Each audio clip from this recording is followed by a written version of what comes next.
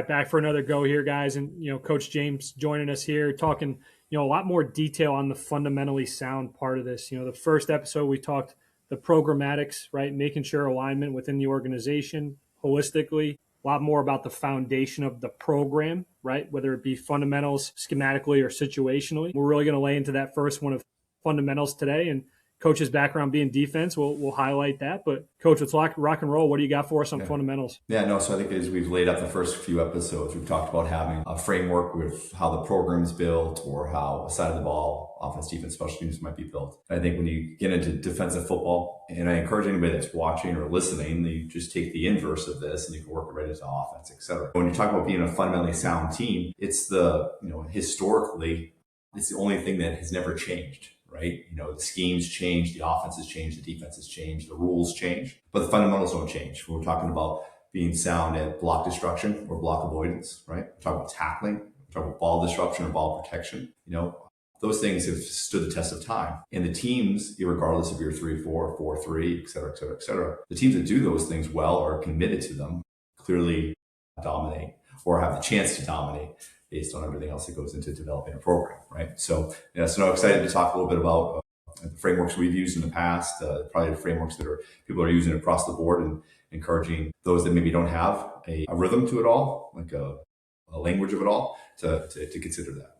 So Coach, that's the first place my mind goes to is the rhythm of, okay, whistle comes out of stretch lines. Maybe you got that first block of special teams and you go into your indie, right? So if this block destruction is the first piece of that fundamentally sound, that's right. Whatever position group you want to pick, right? How would you go, introduce that to the beginning of an indie station? Yeah, so I think the first thing you have to decide when you're building a program, especially like right now during the summer, is just how much time do I have? And for today, how much time do I have for this week? Not only how much time do I have, how much player load, and that could be a touchy subject, right? You got LeBron James sitting out of games and stuff, and people are panicking, right? Or whatever player you want to use. But the same thing could be true about college and high school development. Like how much time and how much energy do you want to spend on the drills themselves, right? So if we're starting in June, where we are right now, we probably have fewer reps, less time, right? And we want to keep that player load down. They're just returning from vacation. Maybe they're returning from another sport. Maybe they're just playing baseball if you're in the high school world, track perhaps, right?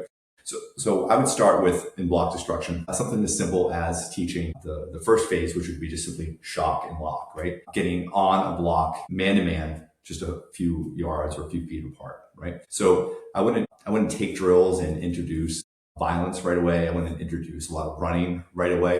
I would say, let's partner up. Let's teach the language. Let's teach the system that we're going to use. So if we're doing like block destruction and we talk about shock, we're talking about the basic hand-to-hand combat of me and the defensive lineman, right? A receiver, right? Blocking a defensive back avoiding a receiver likewise. So we're going to talk about the principles that are across the board, right? Half man, thumbs up, elbows tight, the whole thing. But are you just saying shock to somebody? Are you saying, hey, you got to just get on that block to somebody? Or are you layering this thing with repeatable terms that when the kid or the student goes to watch the film, you can create that feedback loop, right? So when we say shock and lock, we're talking about separation and acceleration. We're using terms that are going to trigger in the boys or the girls' mind, I guess, right? What should my whole body be doing here? Right? Not just my thumbs up, my elbows in. That's all well and good. Not just a half man. That's all well and good. Those are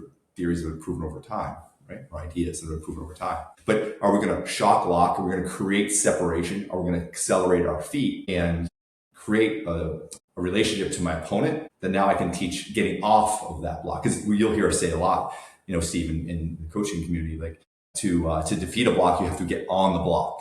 Right? A lot of coaches say you can't run around that. We used to say, and the guys, down at, Penn might say it, you might as well be waving the white flag if you're going to run around the block, right? That's the guy who's in the way of doing your job. You have to get on him, right? Before you can get around him or off of him, right? So you got to get on the block before you get off the block, and that all goes back to the block destruction. And Coach, the words you just said of separation and acceleration, like that's measurable, right? That's like, right. You can have a still or a freeze frame, right, on the PowerPoint slide or in the film room. Like, hey, does that meet our standard, right? And you're talking about, it's June versus the dog days of fall camp versus the flow of in season. how are you going Yeah. to hold that standard of block destruction when you're in a different dress of the day, right? That's You're right. just in t-shirts or you're just in helmets and shoulder pads or full gear. Like that obviously is a huge point. And, I think people can get lost in the sauce on this a little bit, but the drill That's right. matrices, right, of Yeah. even if you're a coordinator and trying to make sure you can't be at every station, you see their individual plan, like how are you That's right. trying to foster that thought of fundamental and then, eventually Yeah. that's going to build into a scheme somewhere. Yeah. I think that's a great point. Two things. One thing that you said there that I like is the idea of different dress of the day. Well, what if this was January or February, right? We're all working on bench presses and stuff, which is what's going to give us the power and the strength, the shock and lock. But could we incorporate some of the things we're doing on the field in June back then, right? So that's a whole other, we'll need a bigger boat, right? But to your point of the staffing or developing staff similarity or making sure you're checking that box, so to speak, I think a couple things. One, depending on your level of football, you do have to trust that your staff, and you've gone to this point with your staff, that they know what is expected, what needs to get done, right? That they're going to use this language or they're going to use these terms or they're going to incorporate elements of block destruction into their player development through the week, right? And at times, I think I mentioned this last week or a couple of weeks ago, at times you can certainly be overbearing and you can ask for maybe too much information or make sure you fill in this block or that block. So sometimes you got to give the guys a time just to go do the thing and trust them, right? However, if you're maybe at a smaller school where there's been a lot of staff turnover, it's easy when you have these grids, just like when you have a term like attention to detail, positive attitude, and urgency that you want culturally to be repeated. You can, if you take that same thought or theory to fundamentals, you can say, hey guys, on Tuesdays, we're going to go low volume, we're going to less time. We're going to work on profile tackling. We'll get to that. We're going to work on ball catching, and we're going to work on shock and lock today. Does it take a lot of volume to do any of those things? Does it take a lot of space to do any of those things? Maybe we're doing a shorter defensive emphasis today because Tuesday or Mondays are longer offensive emphasis of the day. Does that make sense? So you just structure it right into the way the week works. On a Wednesday, we have longer defensive time, or we have longer drills and more time just overall. Now we extend the drills, and that maybe gets us into a different element of block destruction or tackling or whatever else we're doing. And coach, while you're going through that explanation, my brain can't get off of one thought, but the footwork, no matter what the physicality or dress is, that can be overemphasized, right? Like there's a That's Raheem right. Morris clip, in the Teach Tapes library. Like sometimes it's more difficult to show that buzz finish in a tackle, right, than it is That's to right. actually wrap up a guy because you have to show that finish on the tape. Can you talk That's to me right. more about some of that, same foot, same shoulder, or I believe your word is firm foot, of like how That's you right. guys are Yeah. entering that collision phase? Yeah. So when we enter a collision phase, or we try to teach entering a collision phase, we want to bring that near foot, firm foot. And again, if we are talking about stance and starts, we do a whole episode on stance and starts, right? But when we talk about stance and starts, we talk about like the 80-20, right foot up, take the line, take all of the line, right? Now, when we're talking about block destruction, and as we evolve into tackling, we're going to want to get that same foot, near foot down, that firm foot down. And there's been a lot of ways of teaching that. I know that it was pirated from another program, but we would just say right instead of right leverage, right? And it was just easy. It rolled out the tongue. What foot should be up? Right, because I'm to the right. He's to my right, right? Things like that. So when we make that approach, or in that approach, you go back to athletic position and you go back to hand placement, right? If those things are aligned, you can say AP, right? Athletic position, the kids know, chest over thighs, knees over toes, right? We have the Z's and the bends, all that. All right. So we say AP, right? Right foot up. And they understand that right foot's going to be the lead foot. Okay. If they're in that approach position, they're in what we would consider a power position, a powerful football position. They've got balance, and they have also the opportunity to get off of the block or to roll through a block. And one thing that I found, Steve, when we were developing our fundamentals or trying to take it to the next level, is we were identify the gaps of what we were telling our students, and then try to fill those gaps in with teachable moments. And when you talk about block destruction, you're talking about tearing off of a block. A lot of guys will say, hey, put them in your back pocket. That's great. In my head goes to, like, when we talk about footwork and approach, well, what about the footwork when we leave? Well, when we put this guy in our back pocket to leave a block or to leave our opponent behind, that's all that you get, the violence of that. But what are your feet doing? What are you doing with those toes? And if you can get granular in the off season, if you can get this terminology down in the off season, you don't have to think that it's going to be overbearing for your students in season. So that's a big thing. We talk about program 100%. development, right? what's the Go. old thing is, in times of war, prepare for peace, and in times of peace, That's right. prepare for war, right? That's right. Like, Yeah. so Yeah. everyone's got their columns, hey, this tackle was, vice, this one was a profile. How do you guys catalog the film to then, when you do get in that fluid moment, like, hey, the bullets are flying, you should make full speed decisions. Someone told me Yeah. once, there's no such thing as a bad tackle, right? You get That's the right. guy to Yeah. the ground, that's the end result. But when you're in the vacuum, you're in the lab, like, how do you take that time evaluating the film to then bucket these tools for the Mm. kid in real time? Yeah.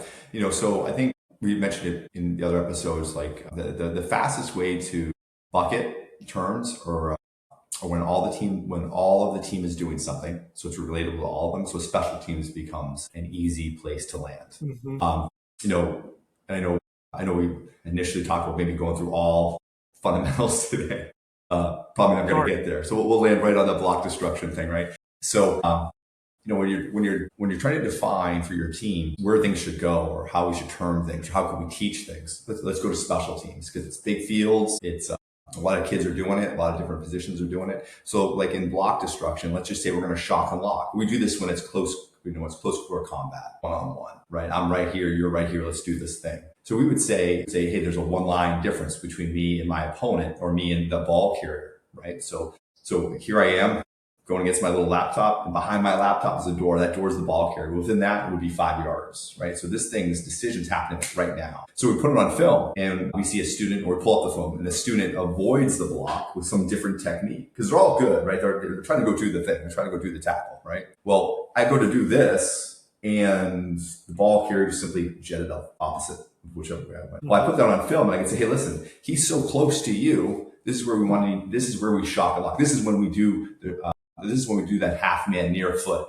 and we're going to create separation so I can maintain my leverage and I can make a decision late to tear off, either drop, drive, and go straight ahead, or I can cross his face to get to where I need to be, right? So you show that in a situation where there's space. You show those things when there's an opportunity for it to be very clear, and at times it's almost like consequence free. Okay, then take that same spacing and you bring it to other moments in the game. Perhaps it's a bubble and a receiver stalking you, and you want to show that, hey, the receiver that's catching that ball, he's just simply in the same line. It's only about 5 yards away from between you and your opponent. So let's shock lock to get off the block and get ready to go, right? Instead of running around the block, creating space in that two-way go, right? So I think that's the best way to bucket things in terms of film. And then if you do have the film, all you're doing is recreating the drill from what you just saw, right? So to me, that's the fastest way to get from what we've talked about in the off season, the times of peace, to teaching the thing in times of war, right? Going back to your analogy. And I'm going to be selfish with this question, Coach, because I totally understand the kickoff philosophy, that L3, L4. Those are the Bash brothers. You're knocking that thing back and taking up ground, and the bubble analogy of 3/2 drills and just making sure you can get that knockback vertical penetration. Big fellas, right? Tight space, a lot of different block recognition. Robert Saleh said it's, at a high level, it is when you're tight to the ball, so many things are happening fast, right? Am I getting reached? Am I getting down? Am I getting doubled? Like, how did you take that as a coordinator? I understand the big space. How did you focus on those guys of, hey, whether we're read react or we're attack front, how did you make the block destruction in those tight confines sustainable? So we would, for the defensive line, for like the bigger players, right? Correct. Is Yep. where we're going with it. So we would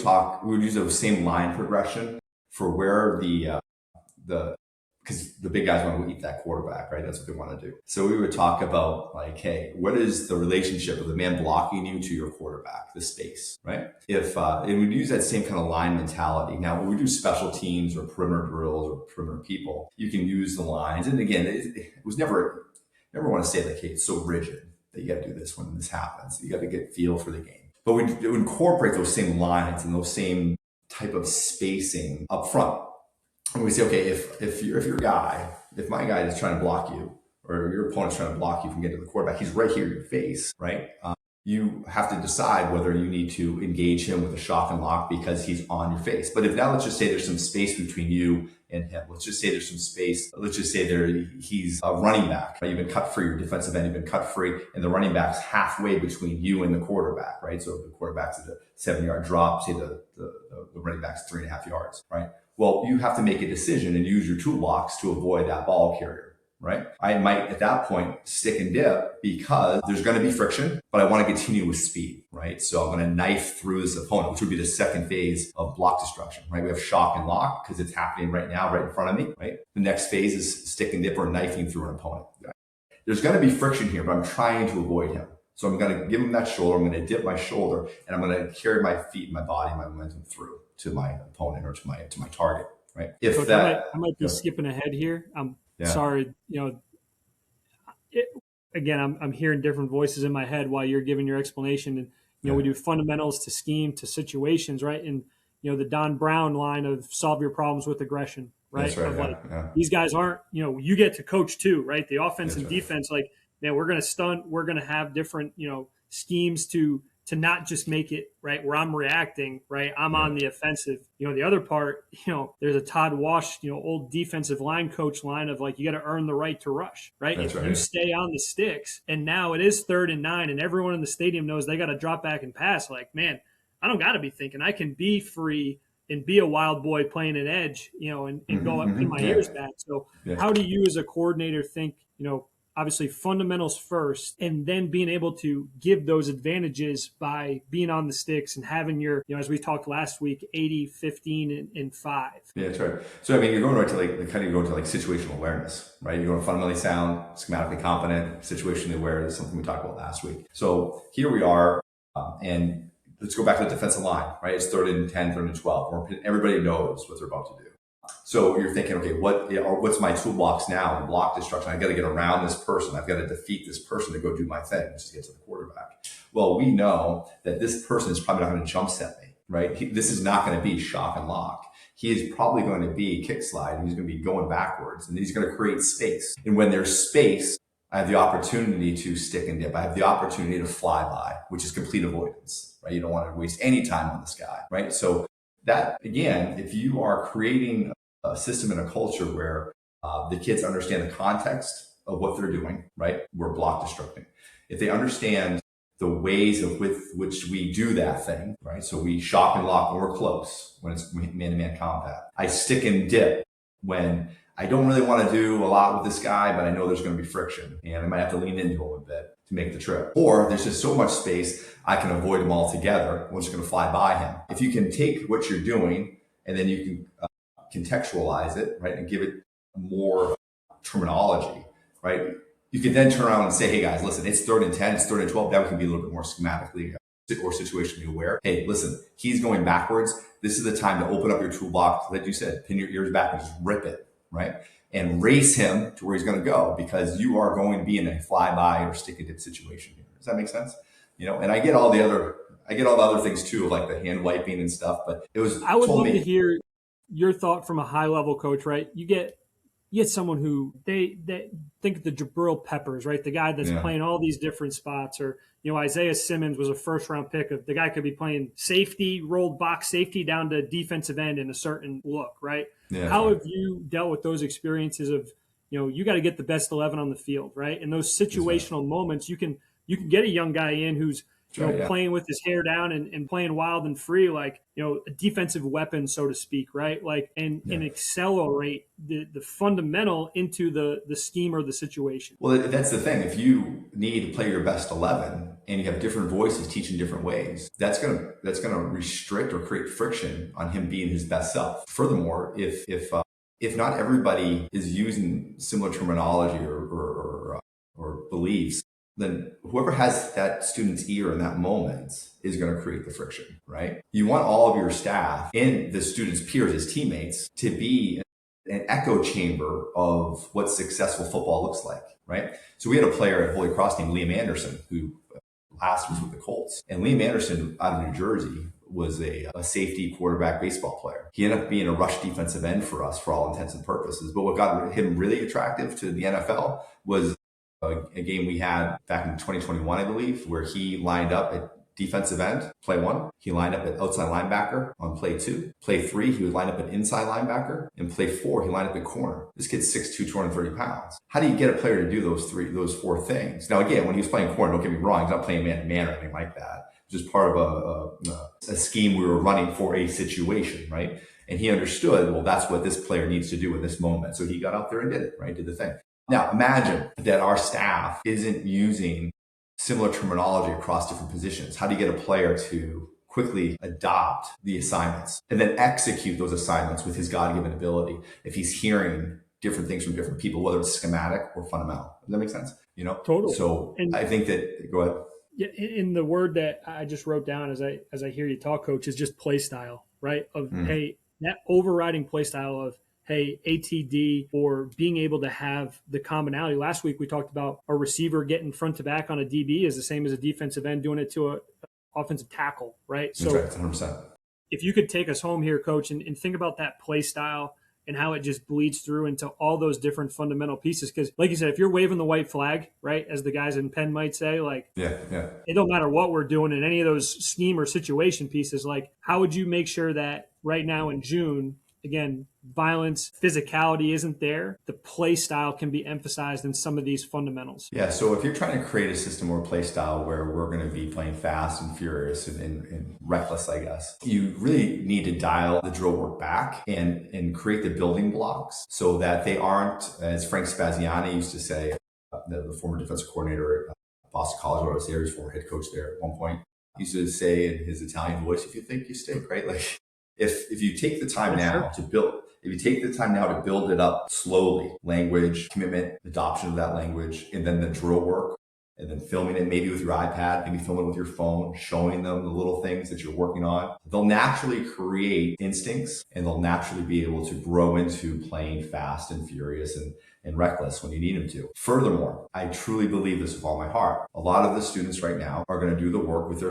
if you're in the collegiate level, you're doing it with your strength and conditioning coach. There's a lot of time on their hands. Those guys are going to want to get back to the facility, whether you're a Division III player and an FCS football player, or perhaps you're on your own as a Division III player and you're sending film work into your position coach. And he, over the course of the next 90 days or so, is doing the little things so that when it's time to go against his teammate or eventually his opponent, he has a correctable, or he's had the corrections done over time that he's not thinking in that moment. Does that make sense? Sure. He's reacting, he's responding. He's not thinking, okay, there's 1 yard between me and the quarterback. I'm going to shock and lock him into the lap of the quarterback. And that's where we said the other day, it's an open book test, right? That coach, you're the one there to breadcrumb that and make sure that you can foster that development. And right now there is no quiet time, right? This is your workshop period and being creative and Yeah, laying that part whole to when things that's right. really are ripping and there's not time to think. And if you're not in the moment, you're going to be out of whack. So That's right. if you had anything else you want to leave to kind of tie this together, coach, I think this is awesome. Of we were thinking about talking No, about tackling and ball disruption, but that's right. just live with the block destruction today and keep That's right. keep getting better Roll with into the next something one. different. No, I think you hit the nail on the head. I think it's just it's an opportunity right now to be creative, right? To be thoughtful of how you can maybe boil a drill down to its elements and what you're saying, what the kids are remembering, what the kids are capable of repeating to each other and themselves. And I know, you've referenced some Teach Tapes films. What an opportunity to jump on, sort it out, and find little nuggets of clips and whatever it might be that you could maybe try now, right? Why not try the drill now? Now's the time to test it and fire. I'll probably end it with this, right? Don't wait till October to find out, right? Test maybe it's a drill, maybe it's a scheme, maybe it's a call, maybe it's a language. Test it and fire now. Because when you get there, you're going to be revealed or exposed for all the work you've done. And it's something that I know Chesney's saying across the pond or across the country right now on the other side is, we're going to test you and fire and we're going to compete and you are going to be revealed or exposed for all the work you've been doing or wanting to do. Huge. And anybody listening right now, like guys, don't be afraid to reach out, at Coach Scott James. These conversations, he lives for it, right? I've known him for just a short time. We've had a lot of mutual friends, but someone who really, has taken a lot in from the game and, definitely is willing to share it and just be a Absolutely. good person to lean on. So appreciate the time, Coach. See you again next week. Absolutely.